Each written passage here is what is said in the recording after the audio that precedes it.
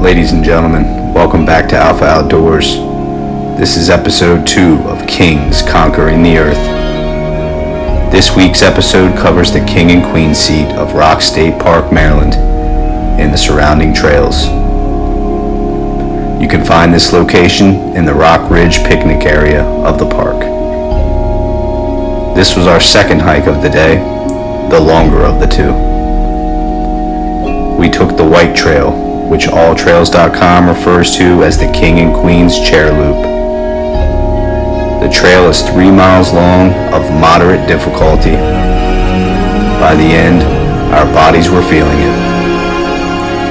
An elevation gain of 656 feet and many areas of rocky terrain, this trail will fulfill hikers of all skill levels. We encountered hikers, runners, and folks who were just coming to see the seat itself. In an effort to save the best for last, we walked the 3-mile loop before heading to the seat. As I mentioned, there were plenty of inclines and rocky terrain to navigate. There were also plenty of flat forested area that provided a great mix of terrain. We do recommend taking families on the trail. However, we believe you should express extreme caution with young children. There are many areas along the way that pose a threat for falls if not properly monitored and respected. Multiple deaths from falls have been recorded over the years. We went left to begin the trail, and the final hill will gas you if you're in less than great shape, as Thomas and I are and were at the time.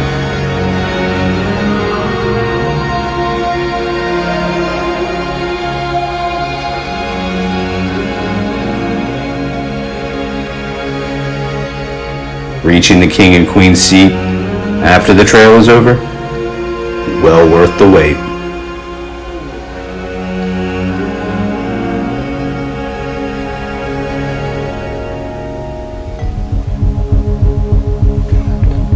The king and queen seat sits a mighty 190 feet above Deer Creek in the valley below.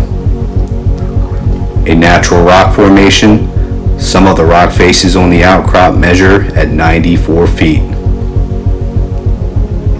The 82 acres of land surrounding the site were purchased by the state of Maryland in 1949 to protect the unique attraction. Legend has it that the king and queen seat was a ceremonial gathering place for the Susquehannock Indians. There is no evidence of this, however. The site is on record as attracting tourists since the late 1800s. I like to believe in the legends. It makes life a little more interesting. I want to read you some of an article written in 2014 by Erica Casenberry Sturgill from Avenue News.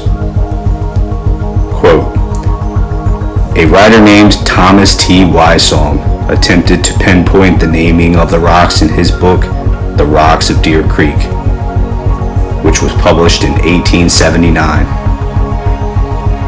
He recorded a then 300-year-old legend about how these massive boulders came to be known as royal thrones. Wysong declared there were 3 tribes of Susquehannock Indians all living within 5 miles of one another in this area. These tribes had an agreement to protect their verdant valley from others. At some point, however, the leader of one of these tribes, known as Lone Wolf, traveled to a New York Iroquois tribe for a visit, where he met a young woman named Fern, shaken by the wind. He courted Fern, and with her brothers in tow, brought her back to the rocks to be a part of the tribal councils. It was during these councils that Wolf learned Fern was interested in the son of one of the 3 confederated Susquehannock tribes in the valley, a man named Bird That Flies High. Both of these leaders, Wolf and Bird, had given Fern numerous gifts in an elaborate show of their affection and intentions. The two men spoke disparagingly about each other for a time, and then resolved to settle their differences with an archery competition, which was to be judged by Fern. Wolf won the competition, prompting Bird to cry foul, resulting in a brawl high atop the cliff that only ended when Lone Wolf plummeted off the cliff to his death on the rocks below. In a normal scenario, the death of a leader in a fight would have been an instant death sentence for the perpetrator. But Fern apparently interceded, offering 2 jewels to Lone Wolf's relatives, thus sparing Bird's life and allowing the pair to marry. After their marriage, Fern and Bird became joint rulers, sitting on, you guessed it, the king and queen seats. The legend goes on to state, in wise songs telling, that Fern and Bird were the last such rulers to claim the thrones, as the arrival of Europeans soon drove the Susquehannock from the valley. Thank you everyone for your support. Don't forget to hit the like and subscribe buttons, and join us again next week as the kings conquer the earth. Alpha Outdoors.